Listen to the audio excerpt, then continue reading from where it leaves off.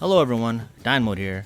I want to do something different today. Since I hit 1,000 subscribers, I want to share a little bit about myself because I want you guys to either get to know me slightly better or hopefully we share some common interest.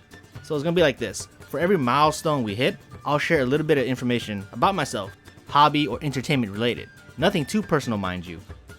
Okay, so one of my favorite animes that introduced me to the medium in general was Guyver.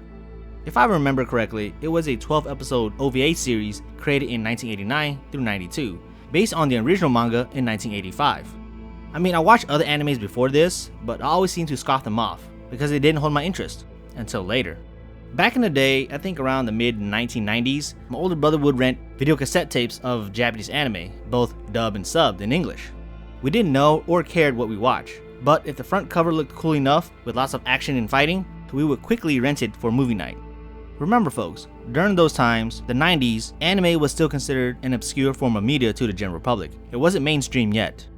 So that one summer night, little old me took the trip to the local video store with the big bro, since it was my turn to pick out something to watch. Though I was not old enough to be near the adult section.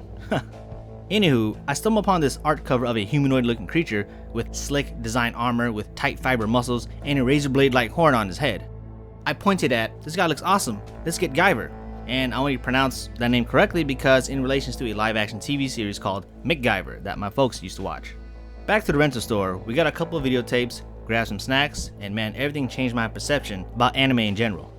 Upon viewing Guyver for the first time in my life, it was like the coolest shit I've ever seen.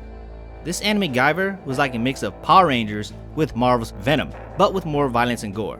Reminder, Peter Parker alien costume came out in 1984, which kind of predates the Guyver manga by just a year. This character Guyver is a symbiotic techno-organic or biomechanical device that enhances the capabilities of its host. The concept of Guyver combined two of my favorite franchises and characters, but with more over-the-top ideas. And it wasn't just the violence and gore alone. Here's the list. Number 1, I was fascinated by the character designs, like take for instance, the bad guys called the Zoanoids. Former humans bioengineered to be living weapons, they resembled animals on Earth, but with a more monstrous appearance. And they reminded me of those weekly Power Ranger villains, which was super cool. And then number 2, Guyver's abilities. Like, his suit got all these powers on how he can annihilate his enemies into goo or dust. Like, say, he got these little razor blade arms, high frequency blades, the Mega Masher, which is like a huge beam cannon out of his chest, you know, kind of like Iron Man.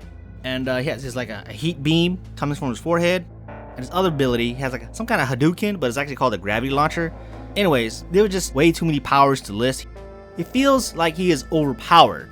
The suit increases his strength by 20 to 100 times over. And I'm thinking, wow, this guy is like freaking incredible. Like, there's no way you can kill this guy. But I think that's what I love about the anime is that he has very specific weaknesses and they're pretty significant to his character overall.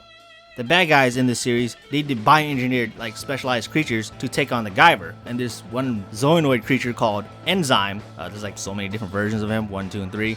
Enzyme who can like strip Guyver of his powers and abilities, which can like tear his armor off, kind of like acid.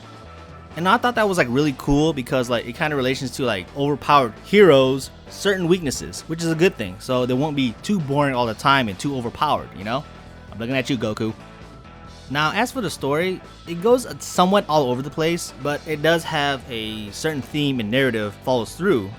I'll break it down like this. The main character name is Sho. Young teen boy becomes a hero unintentionally and unwillingly, and he do what he must to protect those he loves around him and stuff like that, typical stuff.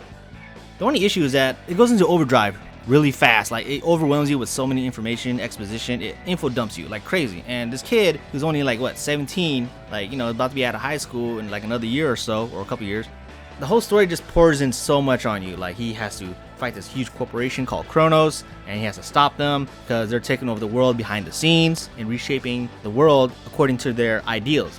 And it goes on and on. It gets really deep and it gets really confusing, man. I don't want to go deep into it, but all I know is that the Guyver is labeled to the public as the vanguard of alien invaders. That's all you need to know. Now, the creator of the Guyver series was by author and artist Yoshiki Takaya. He's been in the game for a very long time, and his projects goes up and down here and there. I would say that looking back at it, the franchise is supposed to take off and blow up to be something special, in my opinion. And because it had like 2 American live action movies, The Guyver came out in 1991, Guyver 2, Dark Hero in 1994, starred David Hayter, who played Solid Snake. But yeah, overall the Guyver series, it was like a lot of up and downs. It's been on hiatus for a very long time. I think like the reason why Guyver didn't do so well, because I guess like the lack of interest in the series, because like I think Guyver is like the only one that actually did something so different. But yeah, so it really changed my perspective on anime in general. It was freaking wild in my opinion. I loved it. I love every bit of watching Guyver. It's really hard to get someone interested into this series. Like, how would you explain Guyver to somebody? Like, what the hell is that? Think of it like Kamen Rider, Spider-Man, and Power Rangers, but with violence and gore. So thank you for making it at the end of the video. I'd like to do another one of these if I hit another milestone. If I can get up to 2,500 subscribers, or at least 2,000, I might do something like this more often. But hey, thank you all for sticking around. Dynamo signing out.